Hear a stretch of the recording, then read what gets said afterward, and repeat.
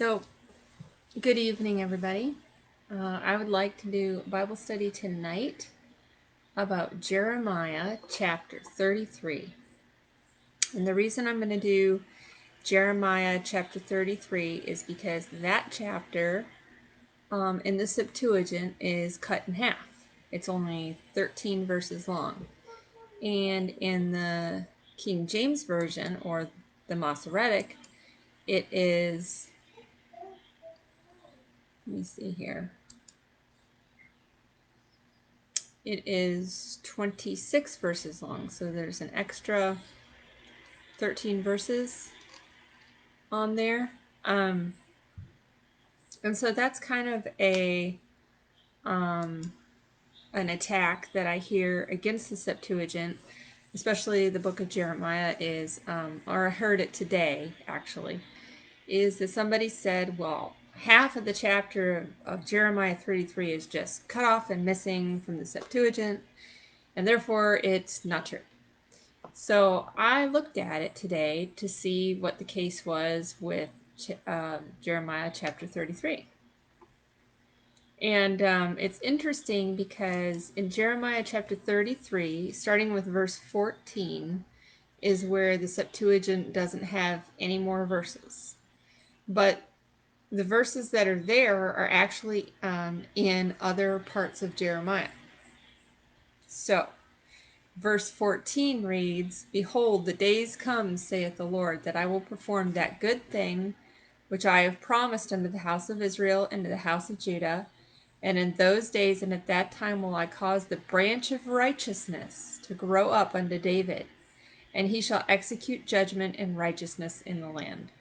So that is a very important verse, and it speaks of Jesus Christ. So if you have ever read that or studied in the companion Bible, in the middle of the Bible, right before the book of Matthew, or the structure of Matthew, there is an interrelation of the four Gospels, and the word branch is used to identify Christ in each of the Gospels. So, like Matthew would be this one in Jeremiah, it's presenting him as a righteous branch, a king shall reign and prosper.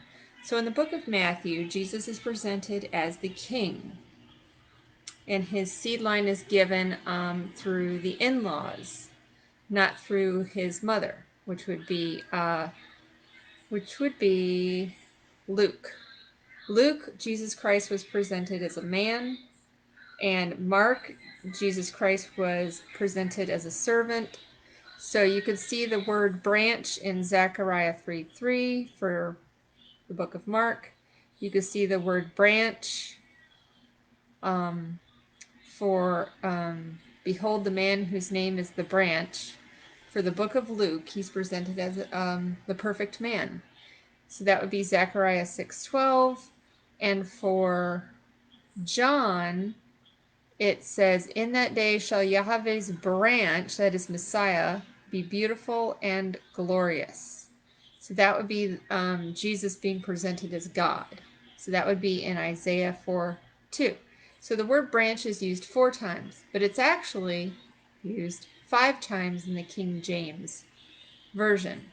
And it is used in Jeremiah 33, verse 15, which in the Septuagint is not there. But since this verse is actually repeated in Jeremiah, it is used twice in the book of Jeremiah. So what I would suggest is going on is that the King James Version is just simply repeating verses from different parts of Jeremiah and putting them in this chapter, where it's not necessary just to cut and paste verses and put them at the end of the chapter.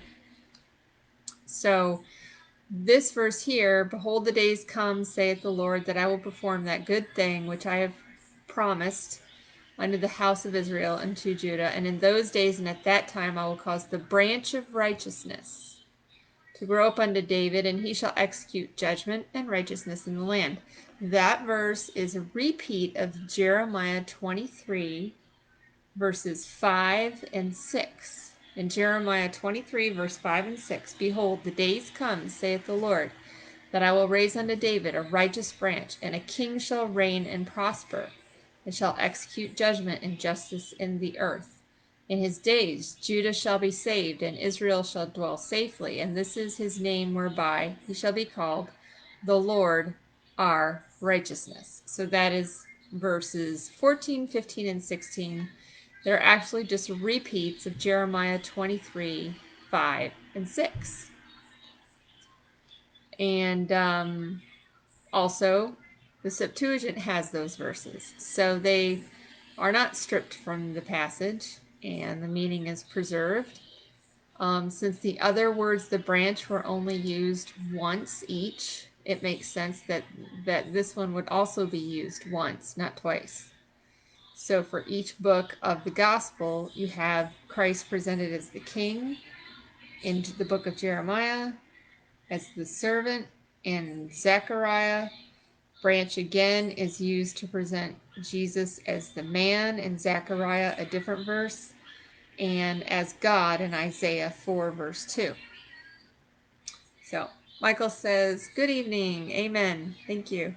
So those verses are repeated in Jeremiah 33, 14 through 16 are flat out the same verses as Jeremiah 23, 5 and 6.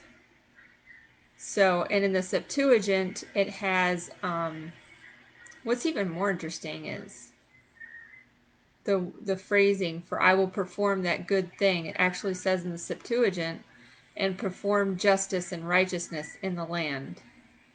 So it's almost like they were copying from the original Hebrew Septuagint. So it's a little testament to the Septuagint. And then in verse 17 it says, for thus saith the Lord, David shall never want a man to sit on the throne of the house of Israel. And so that's verse 17. Verse 33:17 says, David shall never want a man to sit. Now, while that is true, there's actually in Jeremiah 22, verse 4, it says, it discusses the throne of David. So while the throne of David never is going to want for a man to sit on the throne, he's not necessarily going to rule in Jerusalem, because there's a threat in Jeremiah 22, verse 5. If you will not hear these words, I swear by myself, saith the Lord, that this house shall become a desolation. So this house, meaning the house of David in Jerusalem. Or maybe just one of David's lines, because I'm not sure which. But definitely there should be a qualifier there that they have to obey, because as we know, Judah was destroyed, the land of Judah, not the seed line. So verse 18 in Jeremiah chapter 33, which is not mentioned anywhere in the Bible, is a very interesting verse. It says, neither, meaning continuing the thought that David shall always rule on the throne, when it wasn't qualified that he had to obey God to stay in that place on that throne. And it moves on to verse 18 saying, neither shall the priests the Levites want a man before me to offer burnt offerings and to kindle meat offerings and to do sacrifice continually. Now, my question to you is, should we be doing sacrifices continually today? God, is that a promise from God? That we would have to never want for a Levitical priest to continually do sacrifices. This, of course, is contrary to the New Testament that says in Hebrews 13:15, by him, therefore, let us offer the sacrifice of praise to God continually. That is the fruit of our lips, giving thanks to his name.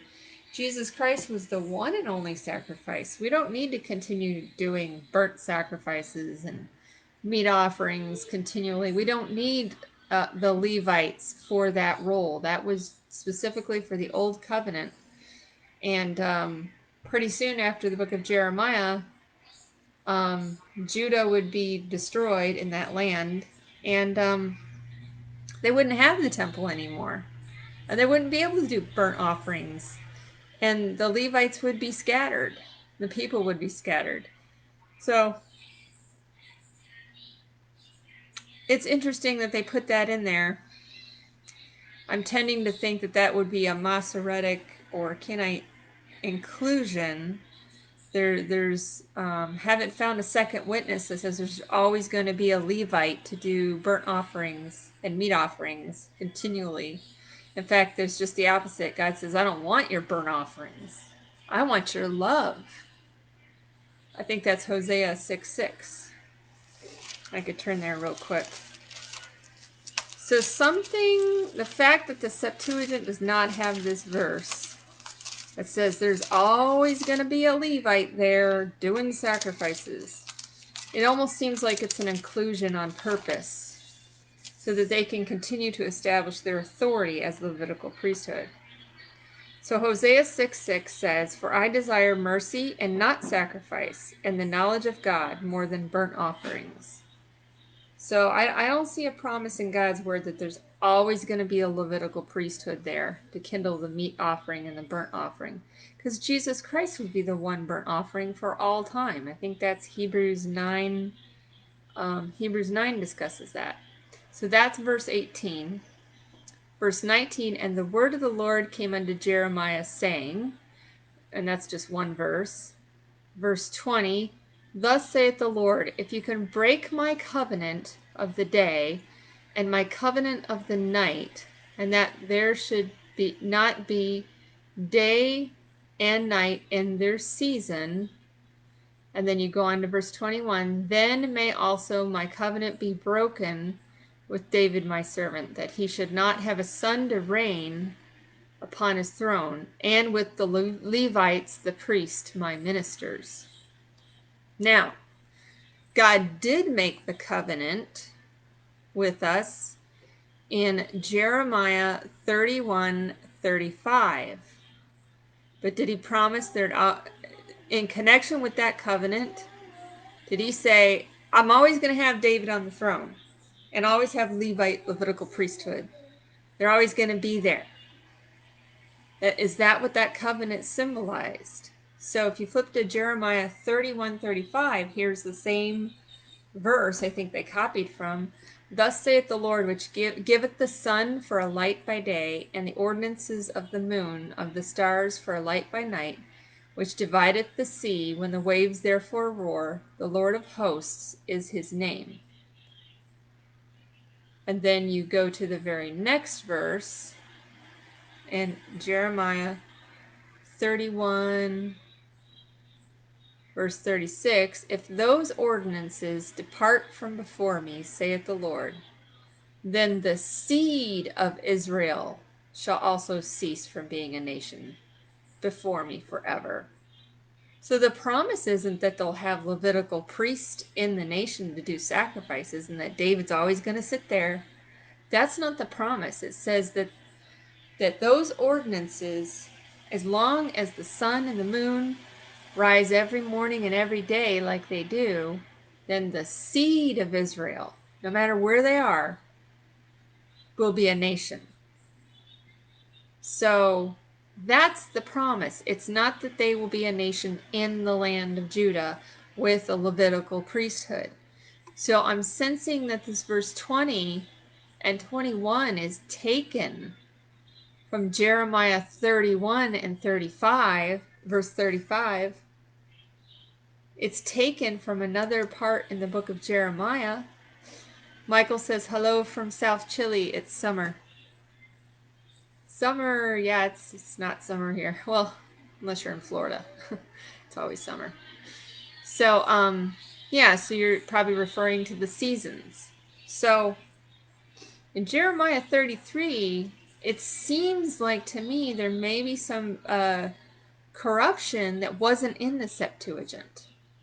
And that these verses were purposely taken from other parts of Jeremiah and twisted just a little bit so that they could always have the land So, and the Levitical priesthood.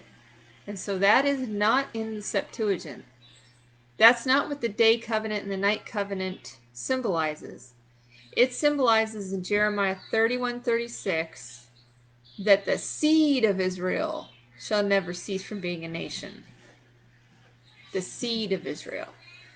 So you got 30, and then you got 31:30, verse 37, thus saith the Lord, if heaven above can be measured, and the foundations of the earth searched out, I will also cast all the seed of Israel for all that they have done, saith the Lord. Cast off all the seed of Israel. So he's not going to cast them off, but they're not in the land. And so that verse is mirrored. Now that's the Jeremiah 31:37. So if you go back to Jeremiah 33, verse 22, as the host of heaven cannot be numbered, neither the sand of the sea measured, so will I multiply the seed of David my servant, and the Levites that minister unto me. So they're adding, again, they're changing the promise. The promise was the seed of Israel will always be a nation. The seed of Israel as a whole. And they're focusing on the Levitical priesthood and the king line, which would be Judah. So, sorry, I got a text here.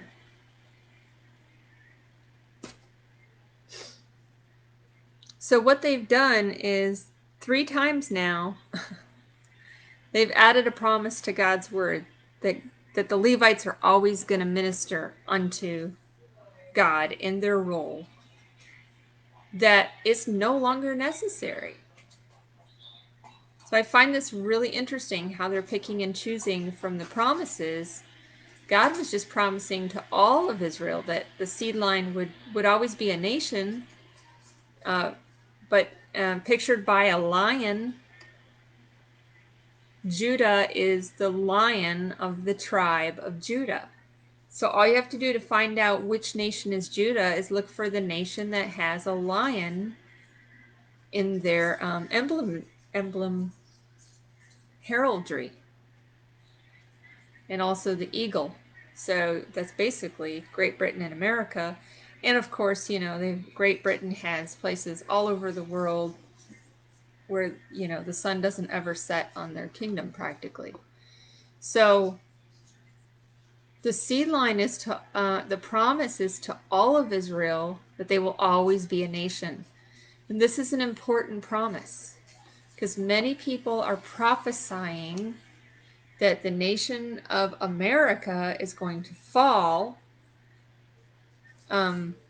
like collapse. When I say fall, I don't mean spiritually deceived. I mean, there are people saying that America will no longer be at some point before the Lord returns. That America as a nation will no longer be America. But God just said, not in Jeremiah 33, but in Jeremiah 31, he said, as long as you can see the day, the night, and these ordinances that I put into place every single day, the seed of Israel shall also never cease from being a nation from before me. So that's almost like the promise of the rainbow. I mean, he's promising that Israel is not going to fall as a nation. They're, because the seed line of Israel. So it's a political prophecy. Let me repeat that. It's a political prophecy. Is it possible that this seed line falls and unites with Russia before the Antichrist gets here? Is that possible? No. God just said, as long as you see the sun and the moon, you're going to be in a nation. And that's America and Britain. They're going to stay a nation. In addition to that, we have another prophecy pertaining to the Queen of England, which is the royal seed line of Judah, passing down the throne, the actual throne with the crown, to the true Messiah when he returns. As she's been ruling on that throne longer than almost any monarch, king or queen, from any nation of all time. I think the only one that's got her beat right now is Louis the Eighth or whatever. He started ruling as a teenager. So there's a couple other ones. You'll have to Google it to see the longest ruling monarchs in the world ever. The Queen is like number 5, and in a couple years she's going to beat them all. She's going to be the longest ruling monarch. So there's a prophecy. Faith, turn that down. So there's a prophecy in Ezekiel of the female lion. Turn that down, honey. The female, I think it's Ezekiel 17 or 18. I don't know, I'm just going on memory there. It's the lion's whelp and the female lion. So basically it's a parable in the house of Judah. And so that's the promise. America is not going to fall. I know it kind of looks like it at this point, looking politically at the agenda of some people, to literally rip apart the fabric of our nation, the Constitution, to take away our freedoms, to take away our religious freedom. It looks pretty darn intimidating when you look at it. I don't know why I'm getting so many alerts all of a sudden. No alerts all day until I go live. So this to me is very important, that this beast would be like a lion, like prophesied in Daniel chapter 7. It's prophesied that it's not going down. In fact, Daniel 7:25 says that there's 3 kings that won't go down. They just won't go down. Why? It's partly because it's prophecy. God said to the seed line of Israel, you are not, look at the sun. Do you see it? Look at the moon. Do you see it? You're still going to be a nation. You're going to be a nation all the way up, that lion nation, all the way up to the very end, until the Antichrist himself has to subdue 3 kings. Only the Antichrist can subdue the little horn, Daniel 7:25. He is the only one that can bring in the one world order, according to Scripture, according to the ordinance of the heavens. God said, I put these ordinances in the heavens. You're never going to cease to be a nation before me, seed line of Israel. Never. And when the one world system comes into play, that's the only time that America will be melded. They're not going to fall. They're just going to be melded into a one world system. And the prophecy will still be true, but they're never going to fall. America's never going to fall. Now, spiritually, that's a different story. The spiritual minds of people, yeah, they'll be deceived. But as a nation, this is a political prophecy that we have to pay attention to. And what's being weaved in Jeremiah 33 by added in is they have, turn it down, they have also added in that the Levites will always be there to minister in the temple. Well, there's not even a temple. And Jesus was the one and only sacrifice. So I would like to see a second witness for that, or I would suspect that these verses do not apply and have been added to the passage because they're not in the Septuagint, which is a testimony in itself.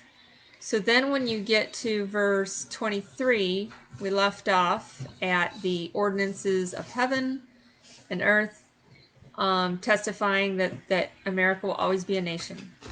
Plain and simple. In verse 23, and Jeremiah 33. Moreover, the word of the Lord came to Jeremiah, saying, Considerest thou not what this people have spoken, that the two families which the Lord hath chosen, he hath even cast them off? Thus they have despised my people, that they should no more be a nation before them. This is why the King James English is so confusing. But basically what they're saying is, they're saying that the two families are Israel and Judah, or they're saying the Levites, because the context is giving Israel and the Levites. I think that's the two families, Judah and Levi. It's kind of what I thought. So what this verse is saying, considerest thou not what this people have spoken? This people being just, I guess, average people, that the two families which the Lord hath chosen, he hath even cast them off. Thus they, being the people that have spoken this, have despised my people, that they should no more be a nation before them. Thus saith the Lord, if my covenant be not, and this is verse 25, if my covenant be not with day and night, if I have not appointed the ordinances of heaven and earth, then I will cast away the seed of Jacob and David my servant, so that I will not take any of his seed to be rulers over the seed of Abraham, Isaac, and Jacob. For I will cause their captivity to return and have mercy on them. So that is the end of the chapter, and it's kind of King James English here. I'm trying to sort it out. But I think what they're saying is that Levi and Judah are going to stay in Israel and rule and be a nation.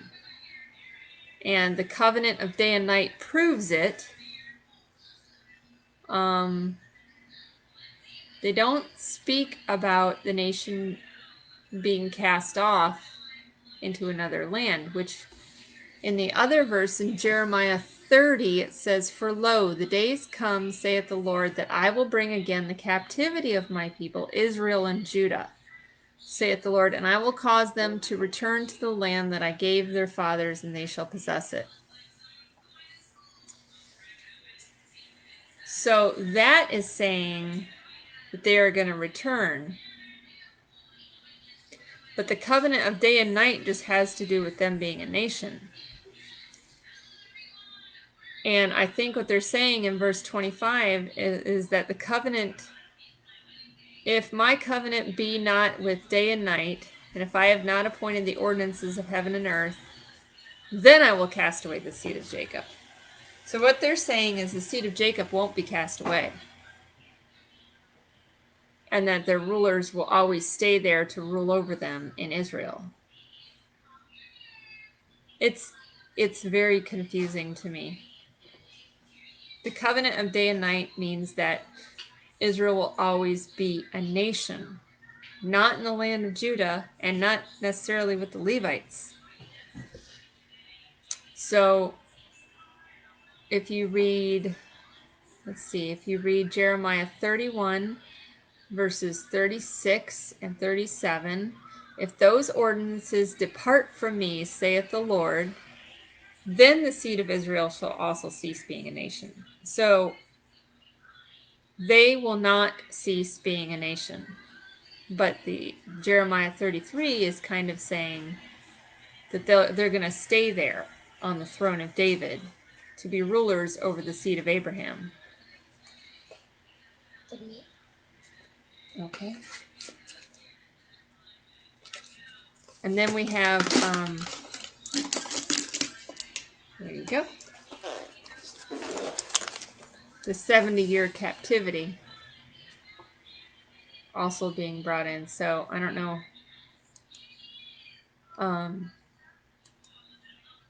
Basically, Jeremiah 33, I think, is at least from verse, let's see, from verse 17 or 18 on, is basically taking from other passages and changing the prophecy to try to keep them in the land. So they're saying by the sun and the moon, you'll never leave. It says it right there in verse 24 that the other people are saying they have despised my people and they should no more be a nation before them. So it's almost like Jeremiah 33 is saying they're going to stay in the land of Judah and they're going to stay a nation, which is really against the prophecy of Jeremiah. He said you're going to go into captivity. The whole prophecy of Jeremiah, the whole book of Jeremiah, the whole point of Jeremiah is you're going into captivity. You're not staying in this land.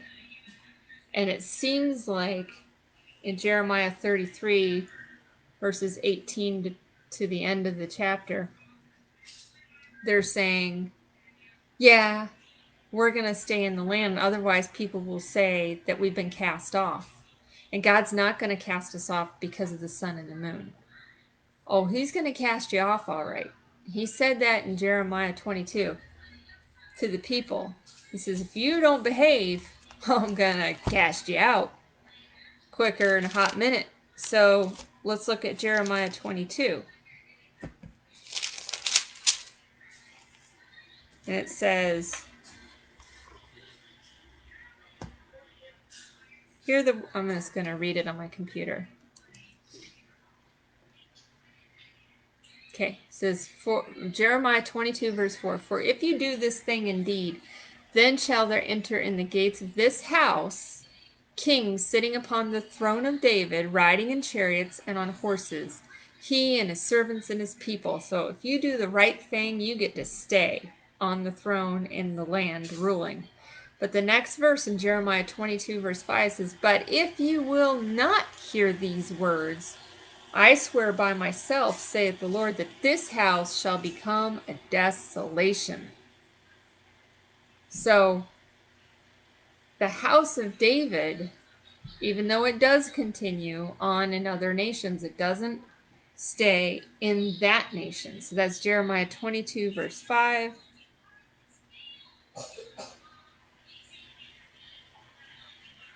It basically becomes a ruin.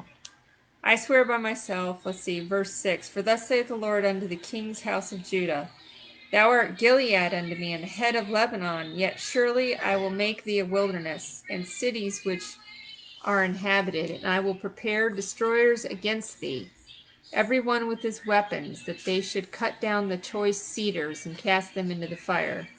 And many nations shall pass by this city, and they shall say, every man to his neighbor, wherefore hath the Lord done this unto the great city?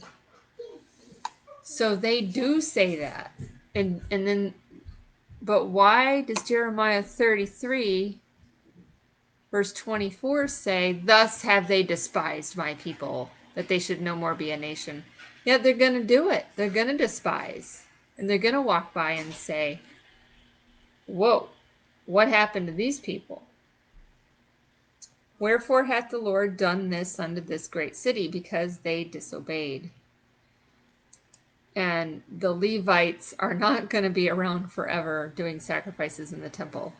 So that is my answer to the critique of where is Jeremiah 33, 14 through 26 in the Septuagint. And my answer is it's stated elsewhere, except for the bad doctrine. And the bad doctrine would be that they're going to stay there on that throne in that house with the Levitical priesthood still doing sacrifices. So in the latter part of that chapter, I'm going to say that those verses are not correct. And that's why they're not in the Septuagint. So now the branch is in the Septuagint in Jeremiah 23. And it's only need to be stated once. that Jesus is the King of Kings. So that's my answer to that critique. And the fact that in Jeremiah 31, you have the promise, as long as you see the sun and the moon, the nation, the seed line of Israel, will be a nation. They'll not be taken over politically. It's a political prophecy of a political body. And a political body in the Bible is pictured in animals. So in this case, it would be a lion. And this political body will exist right up until the kings, the three kings, are subdued. Because God promised that they would always stay in power right up until the little horn comes, and then he has to subdue the kings, especially Jacob. Because if you remember the story of Jacob, he wrestled with God all night long. The seed line is a fighter. They don't give up. They're not going to give up their land. They're not going to give up their territory. They're not going to agree to become communists. It ain't happening. It's not in the seed line. It's not in their blood. They're not going down. They have to be subdued. That's just Jacob. It's just how he rolls.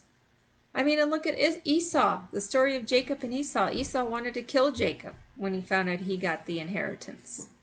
Esau's not going down. He's not going to be subdued until supernatural shows up.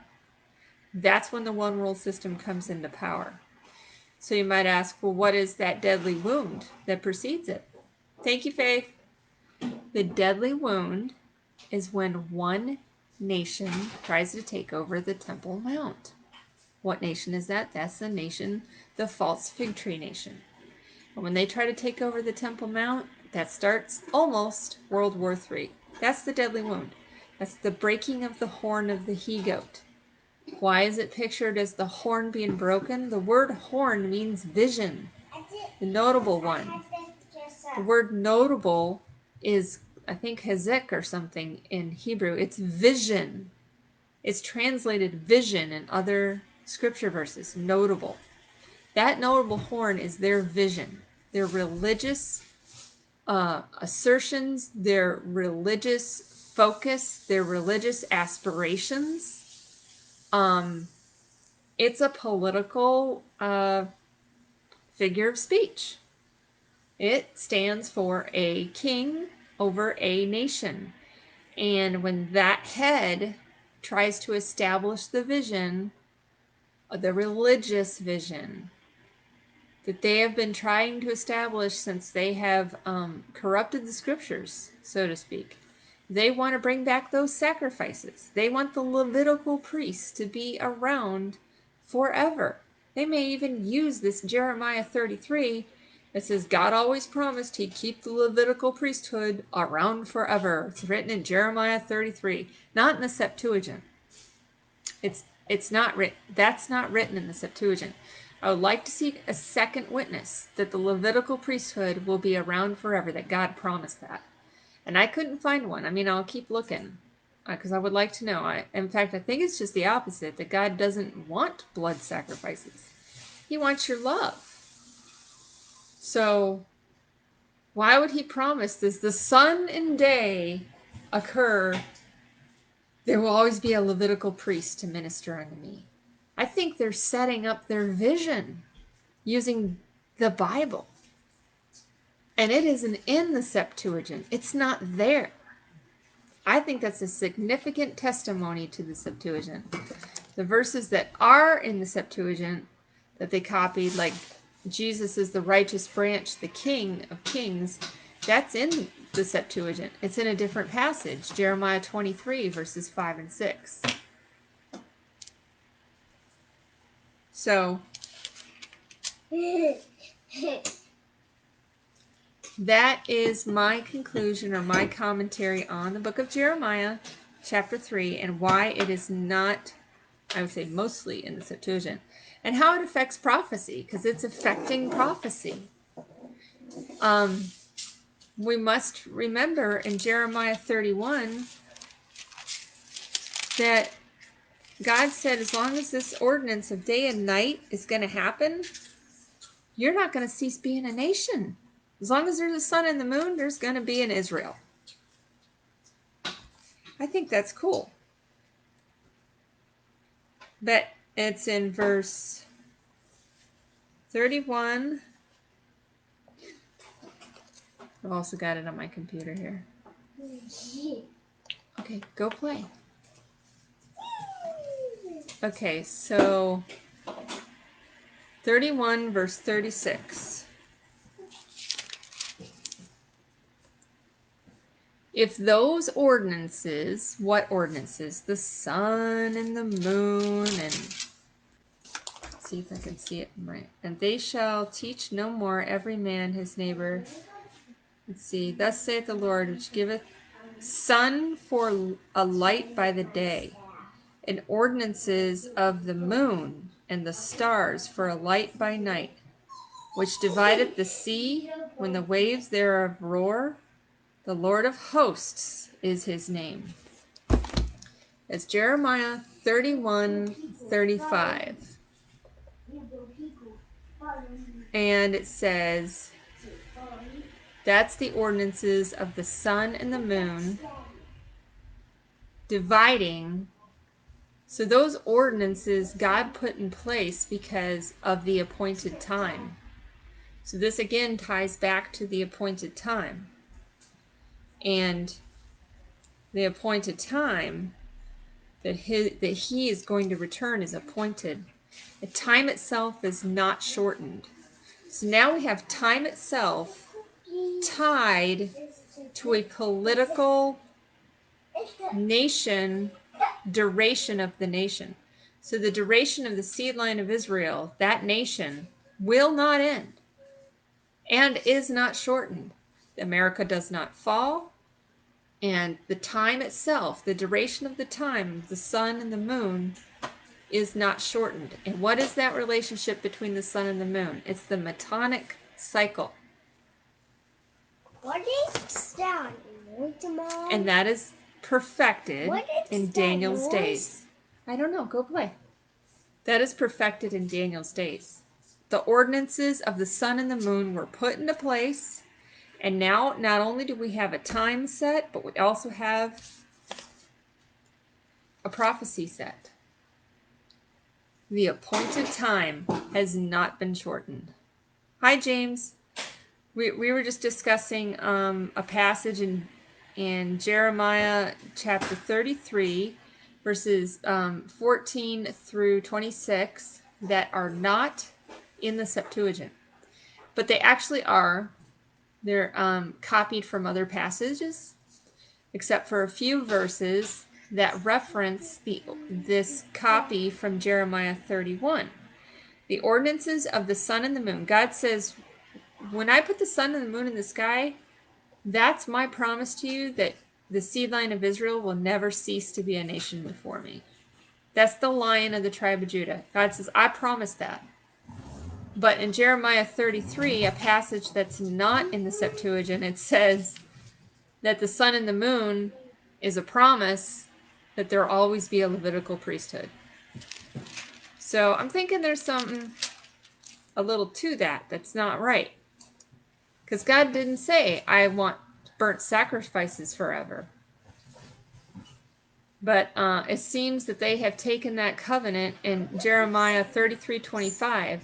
They have taken the covenant with day and night, which is supposed to be appointed to secure Israel always being a nation, and they've changed it to there will always be the Levites and the throne of David in the land.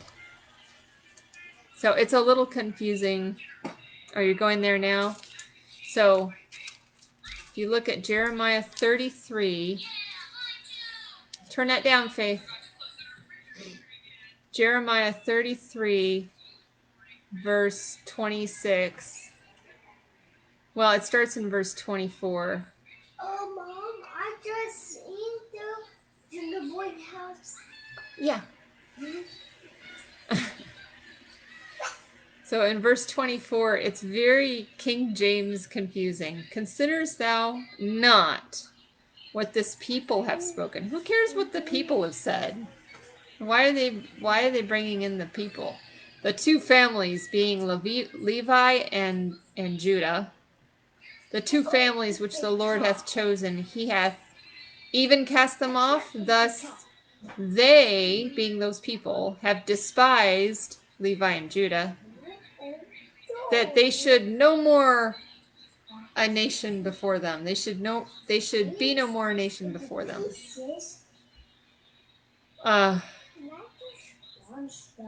It just seems like they're adding it that their vision that they will always be a nation. They will always be in the land of Judah. God said he would cast them off. And then he would bring them back in.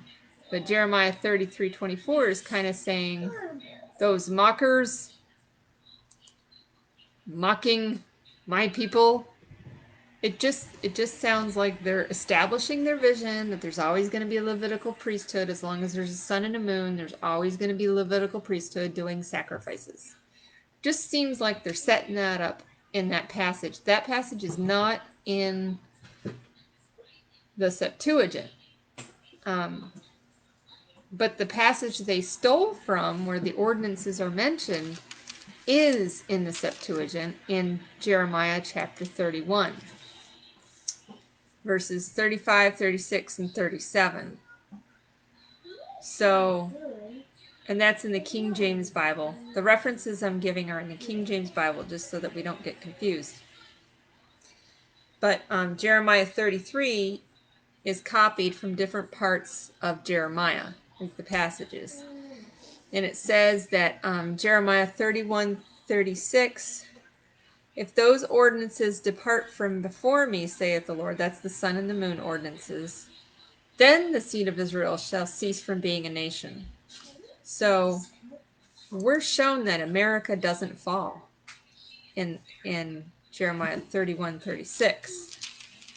But in Jeremiah 33, they're changing the ordinances to mean something different. They're changing it to mean, instead of Israel shall always be a nation, they're changing it to, we're always going to rule in Israel with the Levites. And there's always going to be ministers doing burnt sacrifices. So they changed it and added the Levite. We know that the sacrifices are not going to always be. Okay.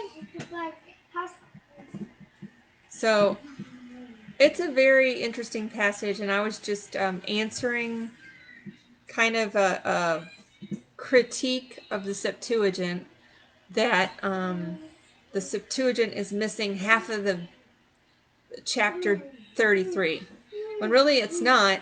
It's just been copied from other parts of Jeremiah and changed a little bit. So when you go to the original or the other passages, then you can see what it actually means. What does the ordinance of the sun and the moon mean? Does it mean like David and the Levites are always going to be doing sacrifices in the temple, which is what Jeremiah 33 is kind of saying? Or does it mean Israel will always be a nation, like it says in Jeremiah 31, 35, 6, and 7, 35, 36, and 37? So I would say yes. America's always going to be a nation. They are not going to fall. Those people who are preaching to you that there's going to be a one world system before Satan gets here, I would say they're lying, because it's not written that there's a one world system before Satan gets here and shows his face, because it's a sudden visual arrival. It is not behind the scenes. He arrives in a flashbang moment and he subdues 3 kings. So if they were already a one world system, would he have to subdue anybody? They'd already be subdued. There'd already be a one world system. Honky dory. So James says, correct, America doesn't fall. America leads the world into global government, in my opinion. Well, it does, in the sense that all of the kinks have to be worked out, the money and all of that stuff. But as far as forcing Jacob, the man who wrestled with God all night long, and his seed line have that same fighting spirit, they ain't going in a one world system. Not without the supernatural. You're going to need a supernatural king to subdue Jacob. Jacob the lion, lion-hearted, braveheart, he's not gonna subdue. Not gonna sing kumbaya, let's all be socialists. It ain't happening. There's only one way you could subdue that guy, that seed line. If the sun and the moon are going, they're going to be a nation. They're going to be the biggest blessed nation on the earth and basically control the world and all kings.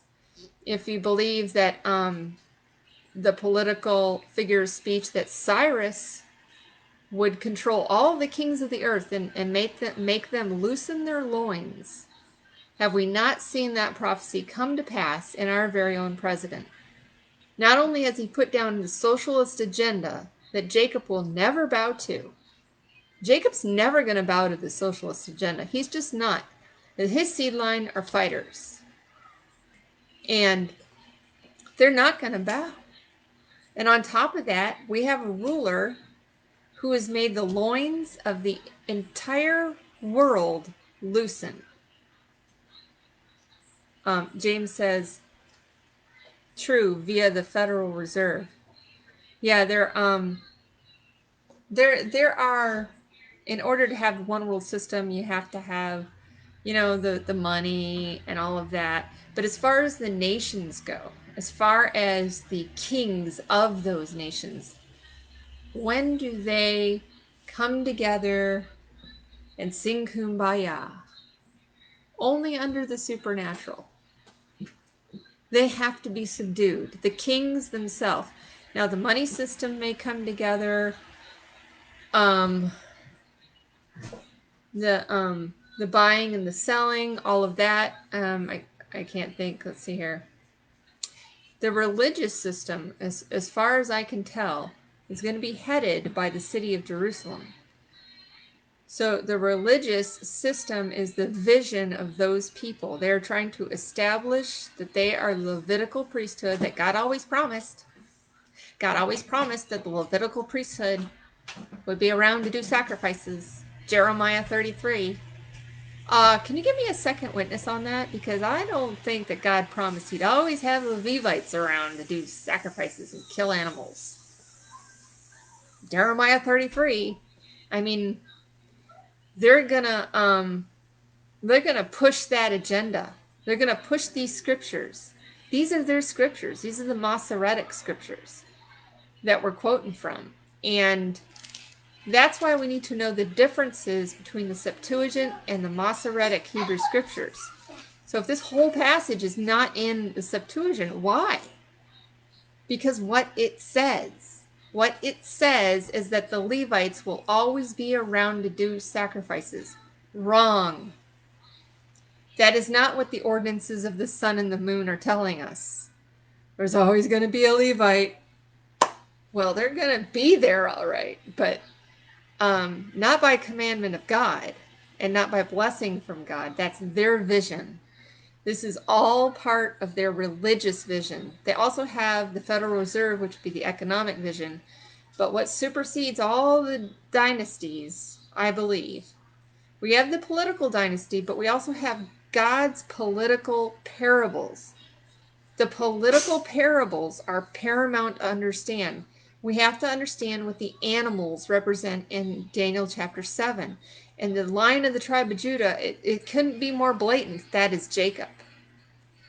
And the line of the tribe of Judah, I mean, we know who the line of the tribe of Judah is, but the tribe of Judah is represented by a lion. The old candle. Yeah, you can play with that. And they are going to, lost my train of thought, but they are a nation. That animal represents a nation. And it came about a couple hundred years ago. All the animals in Daniel chapter 7 each represent nations, and there's 3 of them. And they represent seed lines of people. The lion represents Jacob. The bear represents Esau. And the leopard represents Ishmael and all of his factions and tribes and wings and heads. There's many of them. But they're all under Ishmael. And those are the three seed lines that are at war with each other. 3 of them are at war and hate each other and will never sing kumbaya. They will never come together. They will never sit down and unite and form a one world system. I don't care if you got angels behind the scenes. I don't care what you got behind the scenes. If you don't have somebody out in front and center named false antichrist supernatural, those nations ain't going to come together. They're not going to do it. Not when you take Jacob, who fought with God. Okay? Fought with God all night long. He's not going to come together and sing kumbaya. There's that fire. Yeah, I just got started 55 minutes in. So, yeah, that nation, all we have to do is look at the ordinances of the sun and the moon. So now what we have is the ordinances of time. The appointed time is tied in with the political parable that America will be a nation. It will be. It will be all the way till the end. And even when it comes into one world system, it's not going to then fall. It's just been subdued. The king, the horn. Horns represent kings. You can't change the meanings of the scriptures. You can't reinterpret the prophecies. If the prophecy says, if it's a political prophecy and it says a horn represents a king of a nation, that's it. You can't say it's each horn is a multitude of kings, or this horn represents a group of people who make a treaty. No, the Bible doesn't say that. The Bible says that horn equals a king of a nation. So if you got a horn on a goat, it's a horn on the fruitless fig tree nation. And it says notable horn. Notable means vision. It's the vision, the religious vision of that nation, because that political prophecy is religious. And they're going for the Temple Mount. That's the deadly wound. And that's when they fall. They fall for a moment and then they're rescued. And that's why we have the great deception. And that's when they're going to pull in all these scriptures. Jeremiah 33 says there's always going to be priests. And we're those priests. And we're going to sacrifice according to the Bible, according to the Torah, what's written in the Old Testament.